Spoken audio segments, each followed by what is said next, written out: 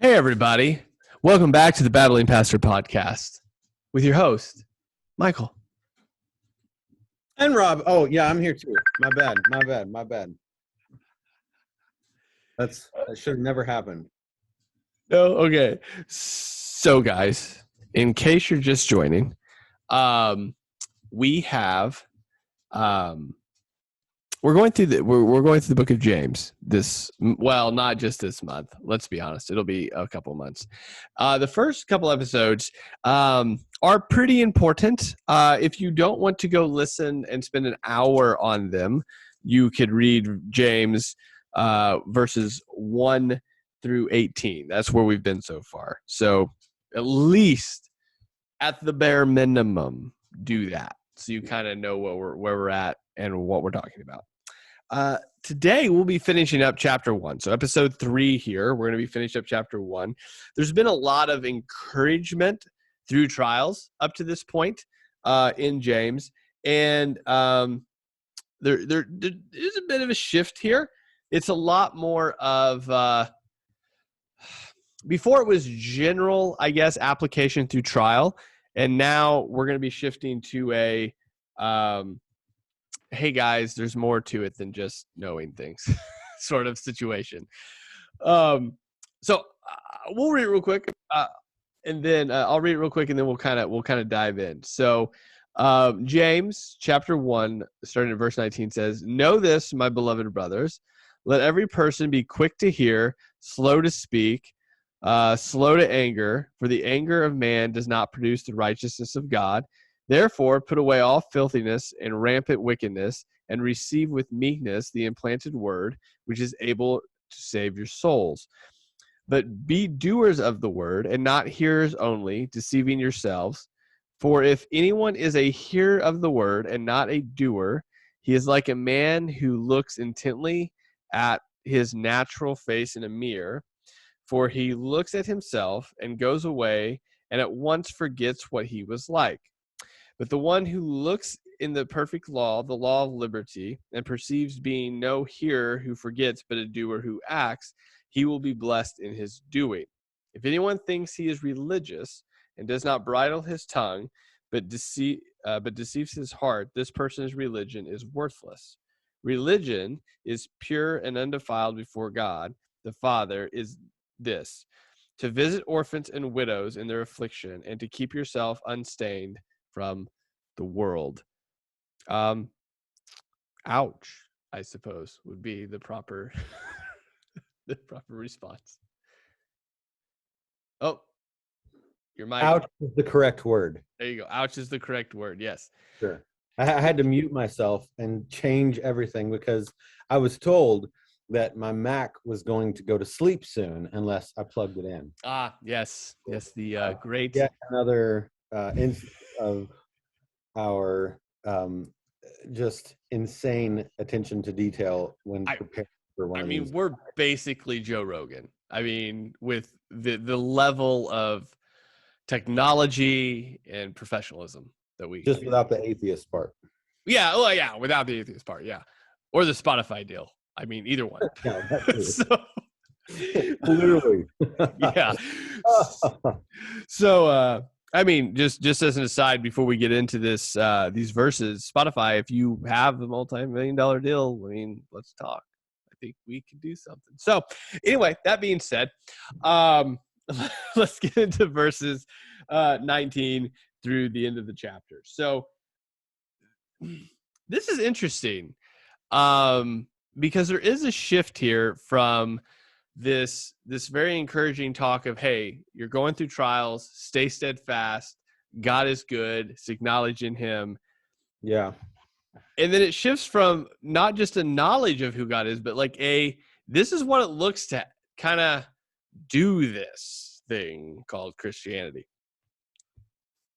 Yeah, there's some stuff. I don't know. I don't know if you're listening or watching or whatever, but as you heard him reading, and maybe even if you're really dedicated, which is not likely, but if you're reading, along with this, these are some verses that you're not going to walk away without scars if you're honest. Yeah.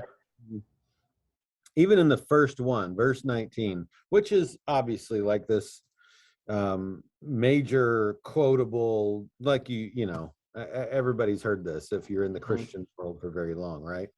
Everyone must be quick to hear, slow to speak, and slow to anger, right? But I think it's also interesting that he does tie this into what he's already said by verse 20. For the anger of man does not achieve the righteousness of God, which is the goal. The goal is still you may be perfect and complete, lacking in nothing, right? That the goal is still that we end up being more like Christ, that we end up, sanctified at the end of all of it. And so the righteousness of God is the goal.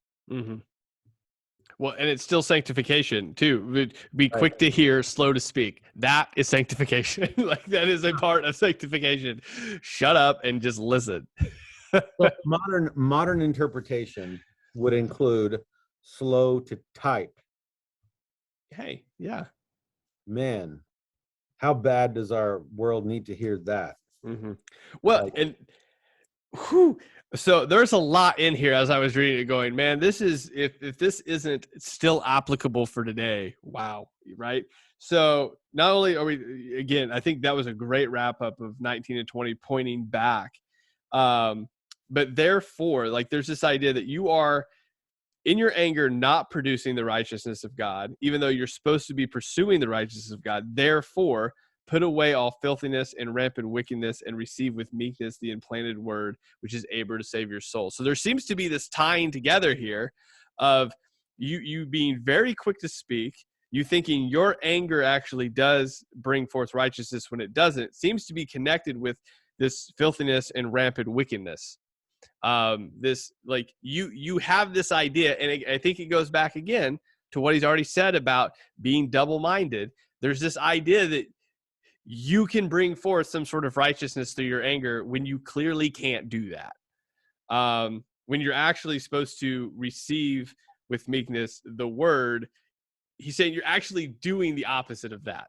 You're doing what we've already talked about before, that you shouldn't be doing, which is this double-mindedness.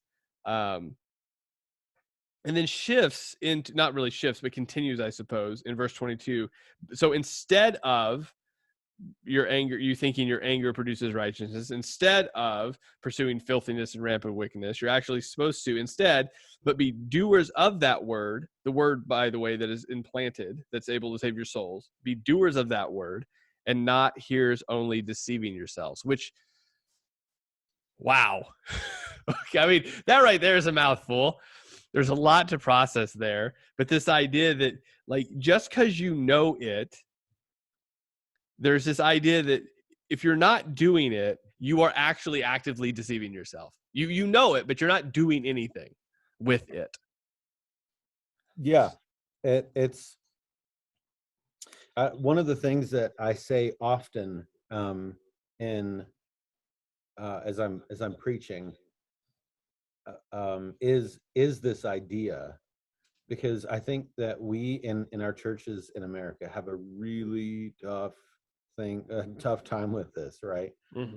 We love to come and increase our knowledge of Scripture, increase whether it's through Bible studies you attend, or even your own devotion time, or you're listening to sermons or Sunday school things, or whatever it might be, right? We love to increase our knowledge a ton, but look, if the word isn't changing you, then he's talking about you.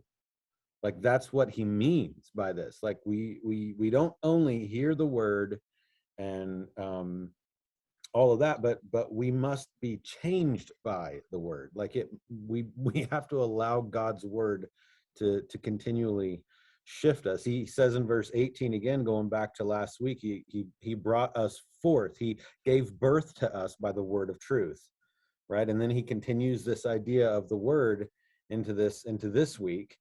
And that word, the very one that saves your soul, that's able to save your soul, I mean, if it can save your soul, right? This is the thing that you continue doing. You let it change you, and there's an idea here that it doesn't save your soul and then stop either. Mm-hmm. Right? But that's what it means to be doers of the word. So, no, yeah, I'm gonna say something here, that I'm not gonna qualify it first, but then I will. This is one point that progressive Christianity actually has correct. Now, let me qualify that. They are very much about being active in the world as far as being like hands and feet. Now, I would argue that there's a lot of theology behind that that's incorrect. But the one thing that I do have to give that the progressive Christian side, or that thought process, is they do actively call out the church in its inability to do this well. That being said, there's a lot that I clearly have said before that I disagree with. But I think one of the things that we should take note of is that, like, by and large, the church is really poor at this. Clearly, it was poor in James's day. He's having to mention it to them. In fact, he's about to use, I think his strongest words are verses 26 and 27 toward them on this.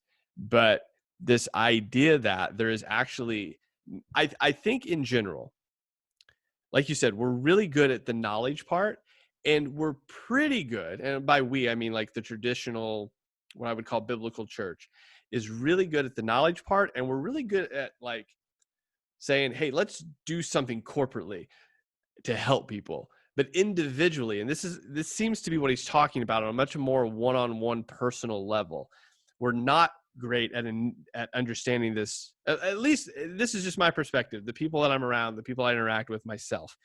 I think these words go really far on a personal level of saying, like, what are you doing that looks like this, that actually shows that you are not only a hearer but a doer of that. Now he does paint this word picture in verse 23 on.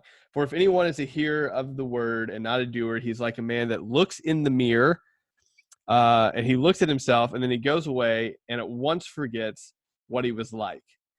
But the one who looks at the perfect law, the law of liberty, and perceives being no hearer who forgets, but a doer who does, he will be blessed in his doing. There's this picture he puts forth of, like, when you go into a room and you're like, I totally forgot why I even came in here. Like, I don't even know why I'm here. And he seems to put that forth in the Christian life, those that he's talking to, that he's like you hear this, and then you go into the world and you go, I don't even know what I'm supposed to be doing. He's like, you know what you're supposed to be doing, and you've just forgotten. But when you actually do it, there seems to be this blessing attached to you for doing it. Not like a prosperity gospel blessing, but like there's this real blessing of going out and doing what you know to be the work of of Jesus to people. Yeah, the illustration, essentially, he's saying that the word, the implanted word, the word he's talking about, is the mirror, right? It's the thing that reveals the flaws in your face, right? It's the thing that's going to reveal the sin, the struggles, where you fall short, all that stuff, right? But looking in the mirror and seeing your sin does nobody any good, especially you, if you don't go get some face cream, right? Yeah. Like it unless you look at it and go, oh my gosh, Father, help me do better, help me change me more, right? Unless that's the plea of your heart, I'm not sure if you've even seen in the mirror very clearly. Yeah, which is why you forget so easily. And then he moves on, and like I said, these verses here, I know we were kind of speeding through this a little bit, but these last verses should kick you in the face. Like, they are very, very strong. So he says, if anyone thinks he is religious but does not bridle his tongue, but but does not bridle his tongue, but deceives his heart, this person's religion is worthless. I mean, so in a day and age of Twitter, of Facebook, of literally anyone can get on their phone and go live in a moment and say whatever they want. And the more shocking it is, the more likely it is to go viral. James says, if you think you're religious, but you do not bridle your tongue, but you deceive your heart, your religion is worthless. I mean, it ties back to what he's already said before in verse 19, be quick to hear, slow to speak. But there's this, verse 19 was like kind of easing you into it a little bit. And then verse 26 is like, hey, stupid, wake up. Like, yeah. Well, I think about this man's religion is worthless. It reminds me of all of the scriptures and so the times in the Old Testament, for instance, where God's addressing his people who have done everything but keep the covenant, done everything but follow the law, right? Not only could they not keep God's law perfectly because it's the perfect law and we're humans, but like they didn't even try to a lot of times. Like it wasn't even on the rate, they didn't care, right? And God calls them uncircumcised at heart, right? Because you may look the part, you may have the mark of being one of my people, but your heart is not any different. And he tells them in some of the prophets, like, I don't want your stupid worship. Mm-hmm. He basically says this to them. Yeah. Like, you're just doing it to do it. You don't even care. Stuff you're doing, I do not care. It's not worshiping me. It's meaningless that you worship me in this way. It's not worshiping me. And this is what it reminds me of. It's like that religion, that stuff that you do, that all the formalities and boxes you're trying to check, all of it is completely worthless, not only to God, but to you. Mm-hmm. Like this is not evidence. Like going to church and living differently Monday to Saturday is not evidence of your salvation. Yeah. Like that should worry you if you're a different person that day than the rest. That should worry you. Well, especially First John quick kind of a thing, right? Yeah. Well, it seems to be something, not that this is trivial, but something as simple as how they're speaking. So, yeah. I mean, obviously in other places, I mean, depending on what letters you read, Paul or Jude, or, I mean, other people will point out specific sins. And the issue that they seem to be dealing with is just flying off the handle verbally. Like they're not even thinking through things, which out of all of the things that you could think that he would be like, yo, this, like, so for example, I mean, like you said, worship, or, I mean, sexual immorality is rampant through a lot of the letters Paul writes, or, just laziness or greed or glut, like all of the things that it could be.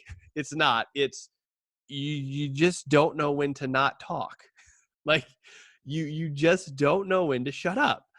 And it's something as simple as not bridling your tongue that is a sign that your religion is worthless. Like again, just to reiterate, there are so many people, I have been guilty of this, of like, you're just like, oh, well, this will be cute to say, blah, blah, blah, bang, send.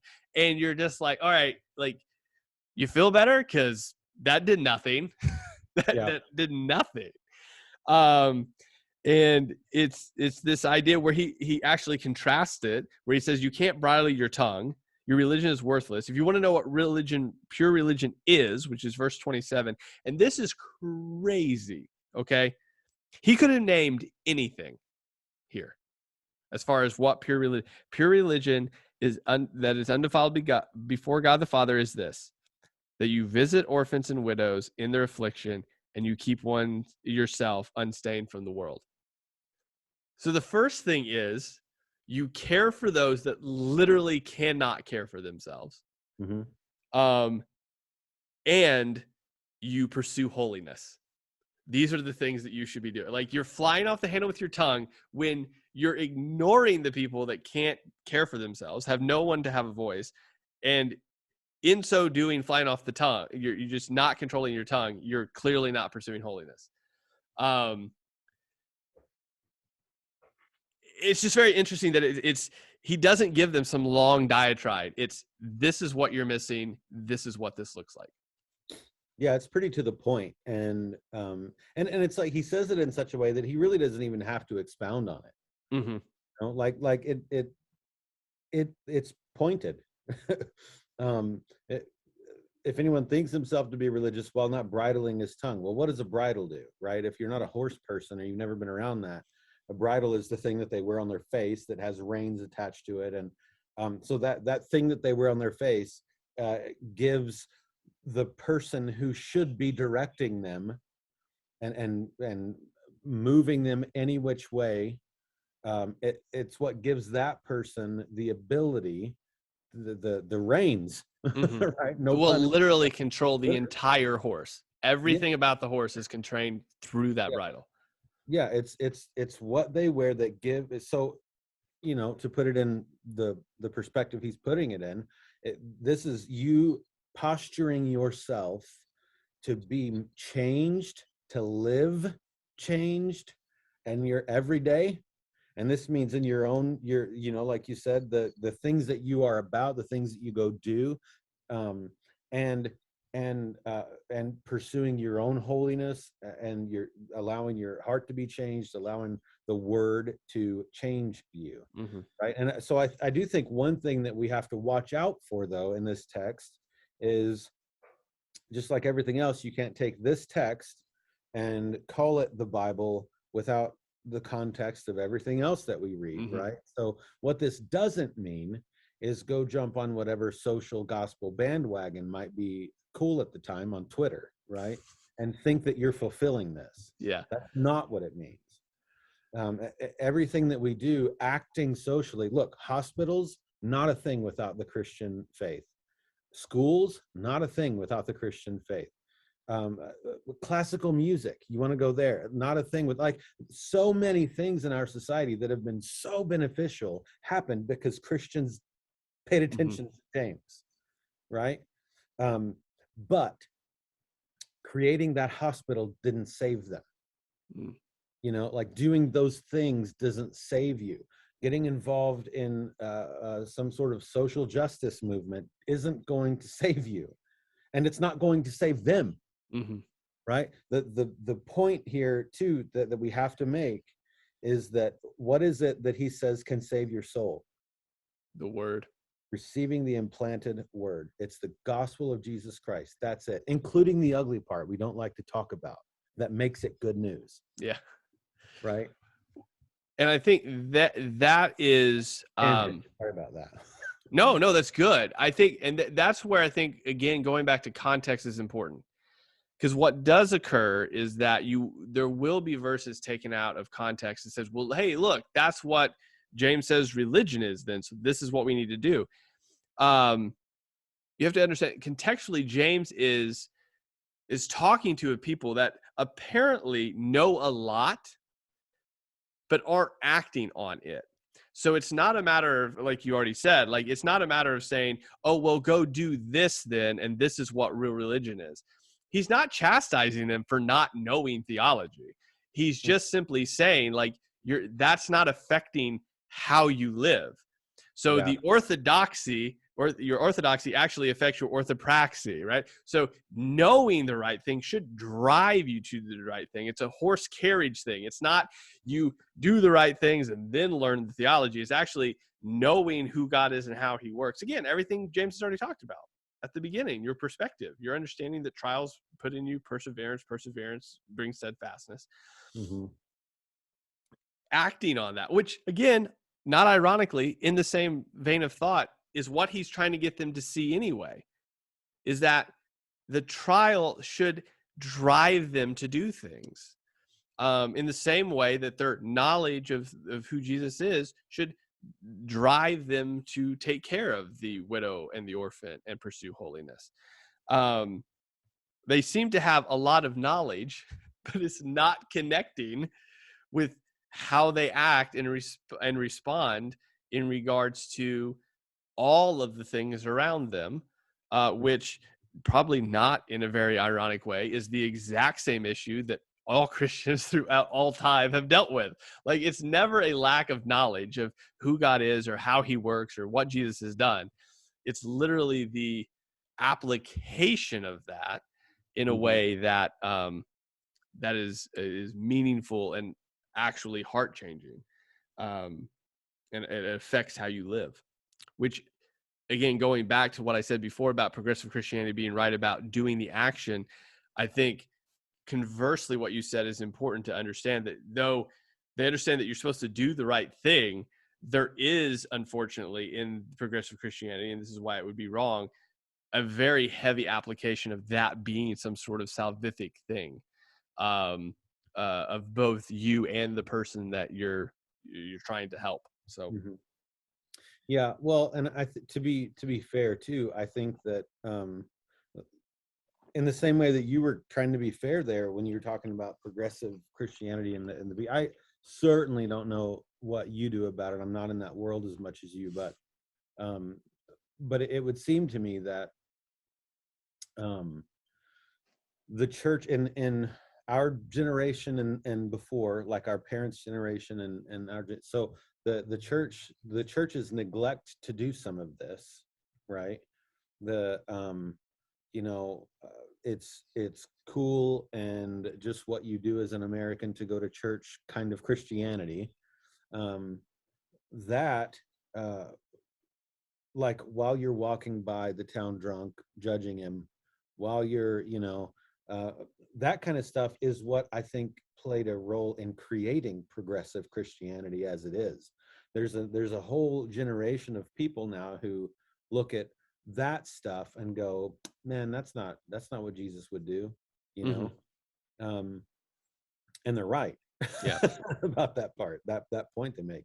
Now, I mean, obviously this progressive Christian, at least the ones that I've heard interviewed and that sort of thing, I don't think would even be able to get anything out of this because they don't know if this is actually the word of God or inerrant or anything else like that. It's just some wide, as well read Nostradamus or something, right? Yeah, well, that is the disconnect there. Yes, so yeah, that's accurate. Yeah, so I think that is a, I mean, so the next episode he's going to actually go more into a lot of things like this, but I think it's important to note because so often there's so many quotable parts of James, as we've already mentioned in these 3 episodes, that it's easy to take one of his verses out and be like, oh, that's good, or oh, put it on a poster, or oh, here's a coffee mug. But hopefully, if you've listened to all 3 of these episodes so far, you've seen sort of the line of thought that he's making and drawing here for the people that he's writing to. A desire for them to understand that the things that they see as negative are actually things that God is using for their good, but not only for their good, but when they understand how it's working in their lives, it actually is going to produce some good works in them because their perspective changes. It's no longer, oh, woe is me. It is, this is something produced in me, and now I am compelled to go out and do the good works that God has set before me. So, yeah, I think verse 25, if you actually want to end this episode encouraging, right? Verse 25 is kind of what he's getting at, right? But so don't be like the goofball that looks in the mirror of the word and then sees all your flaws and then walks away like, it'll be all right, right? But he says in verse 25, but one who looks intently at the perfect law, the law of freedom, so freedom from the slavery of sin, right? The law of freedom, and abides by it. So not having become a forgetful hearer, but a doer of the work, this man will be blessed in what he does. So that's the opposite of the next 2 verses, essentially, that he ends with there in that little bit. And that's what we shoot for, right? So when you look into the word, know that it's the word of God and treat it like that, right? And if frankly, if the Christian in our nation did that today, Christianity would look different today. Because if this is actually the words of God, then it seems that it would be a little more important than we make it. And we do it. All right. So this episode concludes chapter 1. Next week, we will start chapter 2.